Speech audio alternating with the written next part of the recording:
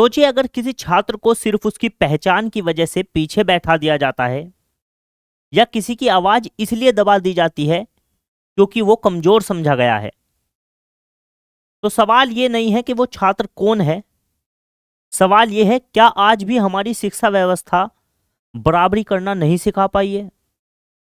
और इसी सवाल का जवाब ढूंढने के लिए आया है यूजीसी न्यू बिल 2026। कुछ लोग इसे न्याय का नया अध्याय कह रहे हैं, तो कुछ कहते हैं कि डर और नियंत्रण का कानून। लेकिन सच्चाई क्या है?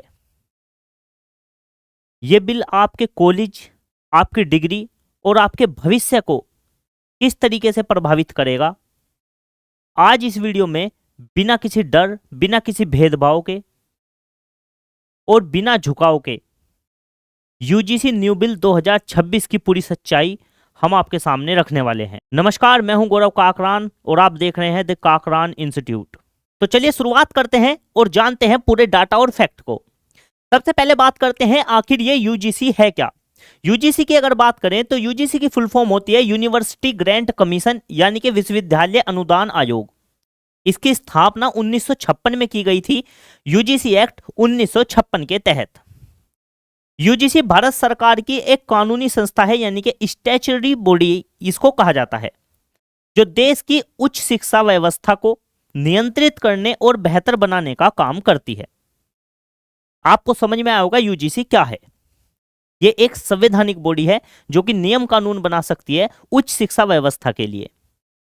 अब बात करते हैं ये कि यूजीसी बिल 2026 जो आया है ये क्या है।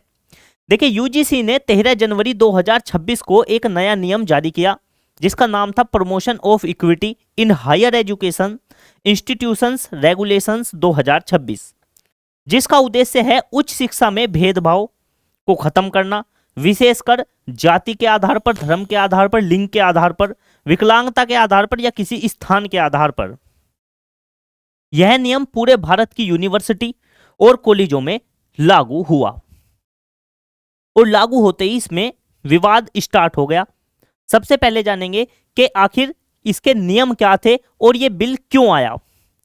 बिल की अगर बात करें तो यूजीसी का कुछ डाटा था, कुछ फैक्ट था जिसके आधार पर यह बिल लाया गया। सबसे पहले 2019-20 से 2023-24 के बीच जो जातिगत भेदभाव देखा गया या जातिगत भेदभाव के जो मामले आए वो 118% बढ़ गए। यानी कि 2019-20 में अगर 173 मामले थे तो 23-24 में बढ़कर 378 हो गए और यही कारण रहा इस बिल को लाने का। इस बिल के नियम क्या हैं उनको जान लेते हैं। तो सबसे पहले अगर रूल नंबर 1 की बात करें तो इक्वल अपॉर्चुनिटी सेल एक बनाई जाएगी, यानी कि ईओसी बनाई जाएगी, जो हर कॉलेज विश्वविद्यालय में अब इक्वल अपॉर्चुनिटी सेंटर भी बनाया जाएगा, जिसको इक्वल अपॉर्चुनिटी सेल कहा जाएगा, जो भेदभाव की शिकायत को दर्ज करेगा, अवेयरनेस के प्रोग्राम चलाएगा, छात्रों को सपोर्ट देगा और इन सब के रिकॉर्ड को यूजीसी को भेजेगा, यानी कि एक ईओसी बनाई जाएगी। रूल नंबर 2 क्या कहता है? हर संस्थान में बनेगी एक इक्विटी कमेटी, एक कमेटी बनाई जाएगी हर संस्थान में, जिसमें एससी से होंगे, एसटी वर्ग के लोग होंगे, ओबीसी के होंगे, वुमेन होंगी और पर्सन विद डिसेबिलिटी होंगी जो इसे रिप्रेजेंट करेंगे। ठीक है, एक विवाद यहां से हुआ। अब आप देख पाए होंगे यहां पर एससी, एसटी, ओबीसी, वुमेन और पर्सन विद डिसेबिलिटी की तो बात हुई, लेकिन जनरल कैटेगरी का एक भी व्यक्ति यहां पर नहीं रखा गया इस कमेटी में। तो जनरल वालों का कहना है कि ये अब हमारी साथ भेदभाव होगा, क्योंकि जब हमारा मुद्दा वहां पहुंचेगा और उसमें एक भी रिप्रेजेंट करने वाला जनरल कैटेगरी का नहीं होगा तो ये आप लोग भेदभाव ही तो कर रहे हैं। एक विवाद यहां से आया। दूसरा है, साथ में होंगे इक्विटी स्क्वायर्स और एम्बेसडर्स जो कैंपस में निगरानी रखेंगे और रिपोर्टिंग का काम करेंगे, यानी कि एक खुफिया तरीके से कुछ लोग कैंपस में रहेंगे जो निगरानी करते रहेंगे और रिपोर्ट भेजते रहेंगे इस कमेटी को या यूजीसी को।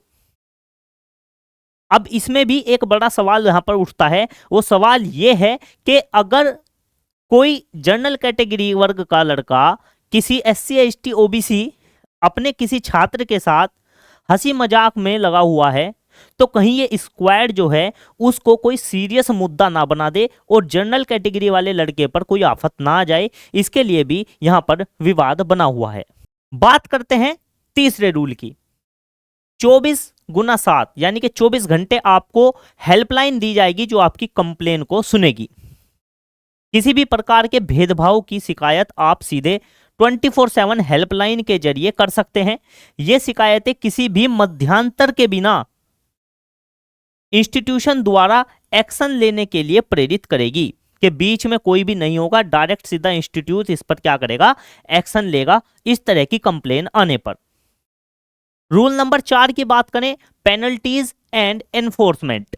अगर कोई भी कॉलेज यूनिवर्सिटी इन नियमों का पालन नहीं करता तो यूजीसी उसकी रिकॉग्निशन रद्द कर सकता है, फंडिंग को रोक सकता है, डिग्री प्रोग्राम लाइसेंस को रद्द कर सकता है। इस तरह का कठोर एक्शन यूजीसी के द्वारा लिया जा सकता है कॉलेज और यूनिवर्सिटी के खिलाफ। तो ये विवाद जितना नया है उतना ही बड़ा भी है। उसके कुछ कारण हैं, तो चलिए कारणों को जान लेते हैं। सबसे पहला कारण है broad definition of discrimination. Discrimination का मतलब होता है भेदभाव, यानी कि भेदभाव की बहुत लंबी चौड़ी परिभाषा यहां पर दे रखी है। देखिए, नियम में डिस्क्रिमिनेशन को बहुत ही व्यापक रूप से परिभाषित किया गया है, जिससे यह डर है कि किसी भी साधारण बातचीत को भी शिकायत में बदल दिया जाएगा। यानी कि इस नियम में जो भेदभाव की परिभाषा बताई गई है यूजीसी के द्वारा, वो इतनी विस्तृत है कि नॉर्मल बातचीत में भी यूज हुए शब्दों का इस्तेमाल करके उसको क्या कर दिया जा सकता है, उसकी शिकायत में बदल दिया जा सकता है। तो ये भी एक बड़ा विवाद का कारण यहां पर बना। दूसरा, अभियोग फॉल्स कंप्लेन पर सेफगार्ड कम। पहले क्या होता था कि अगर कोई भी बच्चा शिकायत करता था और वो शिकायत गलत पाई जाती थी तो उस पर भी क्या लगती थी, पेनल्टी या जुर्माना लगता था, यानी कि उसको सजा मिलती थी। लेकिन अब उसको हटा दिया गया है, यानी कि कुछ धाराओं में फॉल्स या मेडिकुलस शिकायतों पर स्पष्ट पेनल्टी नहीं है। इसलिए लगता है कि नियम का जेन्युइन मिसयूज बढ़ सकता है, कि कोई भी व्यक्ति अपनी पर्सनल दुश्मनी के चलते हुए भी इस शिकायत को दर्ज करा सकता है, और अगर शिकायत गलत पाई गई तो उसका कुछ बिगड़ने वाला नहीं है। तो इसके कारण भी यहां पर एक बड़ा सवाल उठता है कि इसका क्या बन सकता है, इसका मिसयूज हो सकता है। तीसरा सबसे बड़ा कारण क्या रहा, जर्नल अपर कास्ट स्टूडेंट्स की चिंताएं बढ़ी। चिंताएं क्यों बढ़ी? कुछ छात्रों का कहना है कि नियम केवल SC ST OBC आदि समूहों को ही मुख्य लाभ देता है, जिसमें जनरल कैटेगरी के खिलाफ नाराजगी फैली हुई है। तो यहाँ पर जो नियम बने हैं उनको जनरल कैटेगरी वालों का मानना है कि उनको जो है यहाँ पर कहीं भी सुरक्षा महसूस नहीं हो रही है इन नियमों को लेकर। तो 3 कारण रहे कंप्लेन के।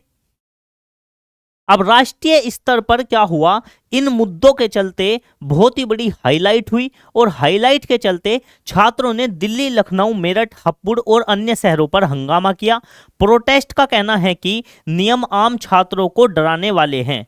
कुछ नेताओं और समूहों ने सुप्रीम कोर्ट में इसकी याचिका भी दायर कर दी है। हर चीज के 2 पहलू होते हैं, और हर चीज को सपोर्ट करने वाले और ना सपोर्ट करने वाले भी 2 समूह होते हैं। तो एक समूह जिसने इसको ना सपोर्ट किया कि भाई ये कानून जो है ये कहीं ना कहीं सवर्णों के लिए, यानी कि जनरल कैटेगरी को डराने वाले हैं कि इनका गलत इस्तेमाल करके कहीं जनरल कैटेगरी वर्ग के लोगों को फंसाया ना जाए। कुछ लोग या कुछ वर्ग इसको सही भी मान रहे हैं, तो कुछ छात्र और सामाजिक संगठन इसे शैक्षणिक कैंपस में सुरक्षित वातावरण के लिए एक जरूरी कदम मानते हैं। कहते हैं कि SC ST OBC आदि पर असमान व्यवहार को रोकने के लिए यह तरीका मजबूत बना सकता है। अब सवाल आपसे है, अगर एक कानून किसी को सुरक्षा देता है और किसी को असुरक्षा, तो क्या वो कानून पूरी तरह से सही है? यूजीसी न्यू बिल 2026 सिर्फ एक कानून नहीं, ये तय करेगा हमारे कैंपस सवाल पूछने की जगह रहेंगे या डर के साए में पढ़ने वालों की जगह बन जाएंगे। अब आपकी बारी है बोलने की। अगर आपको लगता है कि ये वीडियो हर छात्र, हर माता पिता, हर शिक्षक तक पहुंचना चाहिए तो इसको शेयर जरूर करें। अगर आप चाहते हैं कि ऐसे मुद्दों पर बिना मिलावट, बिना डर सच सामने आता रहे तो लाइक करना मत भूलिएगा।